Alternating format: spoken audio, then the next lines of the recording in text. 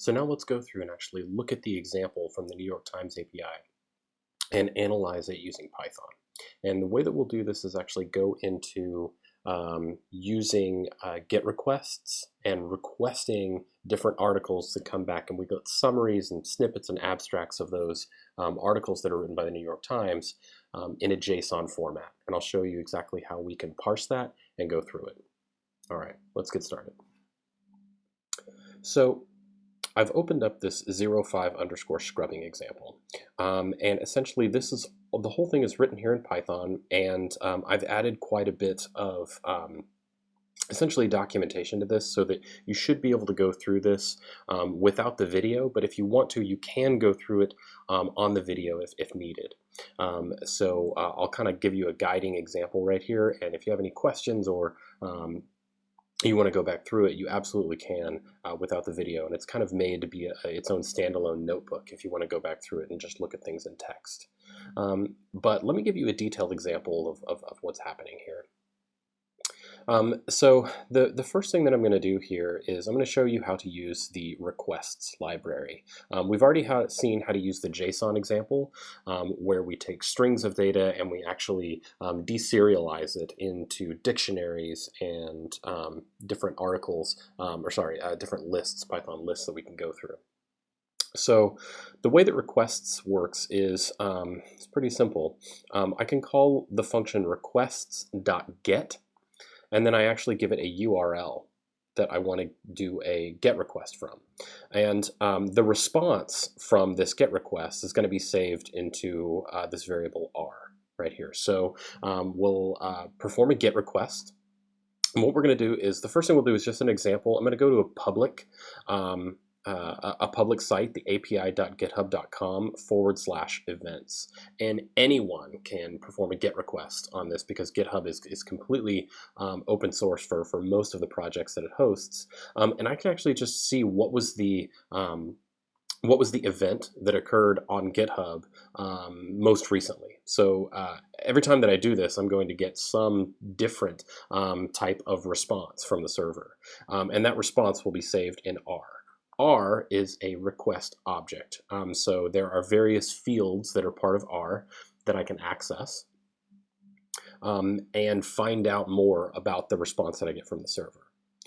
I am going to use the with statement here, and I'm going to use this kind of thing called closing right here. And what closing does is it takes whatever object I have right here, and it transfers it out to use with the with statement, such that as long as I would need to call r.close on that object, this closing statement is going to make sure for certain that no matter what happens if I throw an error, it's always going to close the connection, right? So I have to call r.close to close the connection between myself and the server. So the first thing we'll actually do here is we'll do this with statement, we'll save the object as R, and now I'm going to access r.content right here. r.content is a string of everything that came back from the server. And in this example, as are many different GET requests, everything is transferred back in a string that is formatted for JSON. So I'm going to call r.content, and then I'm going to decode it so that it's in a UTF-8 string format right here. And that's just so that I can call this json.loads, and I will take all of that string data and deserialize it such that payload is going to be a Python list or Python dictionary or a very abstract data type. It's basically going to take all of the JSON and save it all as key value pairs for me. And so when I do this, because I've used the api.github.com/events before, essentially I know that payload is actually going to be a list that it sends back to me. So to give you an idea of what this list looks like, I'm going to access the very first element of the list, and the way to read this is like, okay, this is payload at the 0. That 0th element is actually a dictionary. So I can access the payload property of the dictionary, and that's exactly what I'm doing here. And let me show you. Let's do this. Okay, so this is a pretty good one. Essentially, I'm going to access. Okay, this is the 0th event that happened that was logged on the GitHub Events API, and when I grab the payload from that, I'm going to print it out. That payload is actually another dictionary, and it's got keys like size, commits, and the values that go with that. So size right here is equal to 2, and commits is actually a list, and each element in that list appears to be a dictionary, right? So you can get very, very deep inside of this hierarchy, but typically this is the way that JSON is structured. You have lists of dictionaries and dictionaries of dictionaries, but it's basically a way of encapsulating all of the different activities and objects that come back from. So we won't spend too much time decoding the GitHub API, because really what we want to understand is the New York Times JSON that comes back. And so how is it formatted and how can we use it? And so let's do that now.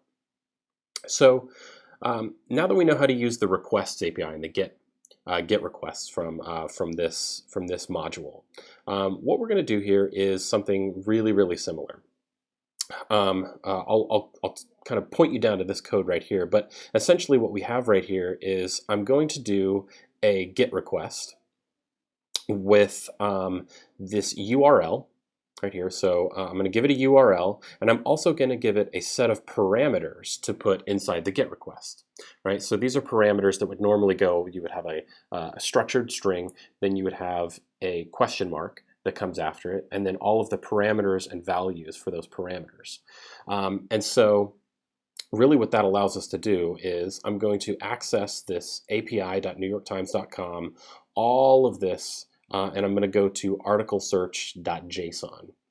And so that's the URL that I'm going to request from. The payload, the parameters that I'm going to have are going to be, oh, well, my API key is equal to this variable API_key, and Q, which stands for query, is going to be equal to Olympics. So what that's telling is I want all of the articles that you have in the recent past that are related to the Olympics or have the Olympic keyword associated with them in some way.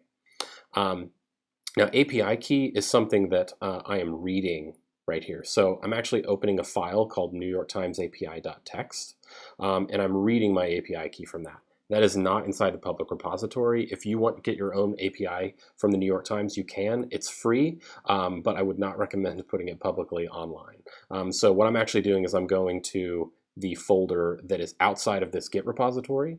Then I'm grabbing the New York Times API.txt. It's just in plain text, and then I read it here so that I can use the string that's inside of that file. So I will give those parameters to the GET request, and then I will call json.loads on the same thing, on the content that comes back from that GET request. So embedded in that content is a string that is JSON formatted of all of the articles and everything associated with the New York Times API. So I'm just going to save that in JSON_payload, and I'm going to print it out. Right? So I'll run this really quickly. Okay, so it's done. And so you'll see that this JSON payload, it has it's a dictionary, right? So we can see the very first thing. It's a curly brace, which means it's showing me a dictionary, and it says the status is okay. Right? If I had a problem with my API key, status would be an error. It would tell me something about that error that I had, and it would give me a little bit of information so I could debug it. It also gives me a copyright, which is 2013 New York Times company. That has to do with the API itself. And then you'll also notice there's this one of these keys. There's a key called response, which is another dictionary, right? And so inside, if I look in response, I can see that there is a docs variable right here. Sorry, a docs key inside of that dictionary, which is a list. That's going to be what we're really, really interested in. So if I look at the response, and then I look at the docs key that's part of this dictionary, I'm going to get a list of information about a bunch of different documents that are part of the New York Times. So let me make that a little more clear. What I'm going to see here is if I access the response variable, it is a dictionary. And so there's a lot of key value pairs, but the one that I'm really interested in is docs. And docs right there it's a list of dictionaries, right? So it's a dictionary here, and this dictionary is related to one specific article. It's a lot of different properties about that article. So I can access the 0th article by accessing the very first element of the docs list. Or I can go in here and I can access the second article and all the metadata about that article, and third, and so on and so forth. So let's do that really quickly. If I go in here, JSON payload, response, right? So I grab the value that's at the response, which happens to be another dictionary, and then I grab the value that's at docs. Now I am accessing this whole thing right here. So when I access docs at the 0, that just gives me the very first article, and I'm going to save that into some article. So that's some article is now this dictionary right here, this very, very first element, right? And this is a very, very common way of transferring data, JSON format, via HTTP GET requests and POST requests. So if I grab some article right here, it's a dictionary. One of the things that I'm going to be interested in is what's the lead paragraph of this article. So let's just access this really quickly. And here it is. This is the lead paragraph from the article. It's right there, right? So the 0th element. I could also do this on, say, the first article, and this would change, right? Okay, so this is an article about Marion Jones, her 5 Olympic medals being stripped because she failed a drug test. Right? So, but I can access all of the different articles here. So maybe there's a 4th article. Yeah, there is. And so this was about the London Games, right? And about the royal family. So in addition to that, right, inside of this JSON payload response docs, there are some different things. So in addition to some article at the lead paragraph, I can access some article at the multimedia. And what that does is it's mostly a link to any multimedia that's associated with the article. So if I were to access the very first element, typically it's images that are embedded inside the article. So if I were to say, okay, some article, what's all the multimedia associated with this article? And remember, this is some article that's saved up here. It's just a dictionary of all of the elements that have to do with that article. Well, I'm going to grab the 1th element, so it's actually the second element in this list, right? It's a list of all the multimedia associated with it. And then I'm going to say, so some article at the multimedia at the 1 is a list, and now I'm going to access a dictionary of all of the information associated with that piece of multimedia. In this case, I'm going to grab the URL to that multimedia. Right? And so that's a specific URL that I can always get access to where that image is hosted on the New York Times. So if I just create a URL, it says http newyorktimes.com, and I add in all of the information, the URL for this some article multimedia, I can actually just display this image by using an IPython display function right here. It's a magic where I give it the URL of an image I want to display, and it will display it for me. And oh, list is out of range. Here, let's grab the 0th element from it. Okay, so this was the image that was associated with that. So this is the image that's associated with the 1908 London Games, right? If I were to grab the 0th element here, it's now some article is a different article. Well, if I grab the multimedia, the 0th element, it looks like that. This actually has more than one inside the list. So if I grab it at the first, it's actually a larger image of what's on the New York Times that's being displayed right there. And so this right here, hopefully this is kind of a crash course in the way that this is set up and the way that we can access a lot of these things. So images and text that are not the whole text of the article. The New York Times doesn't allow you to get all of the text from the article, but we can get snippets of the article. So what we'd really like to do here is build a code base around this to where it's very, very easy to access all of these. This is very cryptic to say JSON payload at the response at the docs at the 0. What I'd really like to have here, and then say some article at the lead paragraph, I'd like to have some type of interface, some type of API or class structure where it's much easier to access information like the lead paragraph. It's much easier to get all the multimedia that's associated with an article and display all of that information.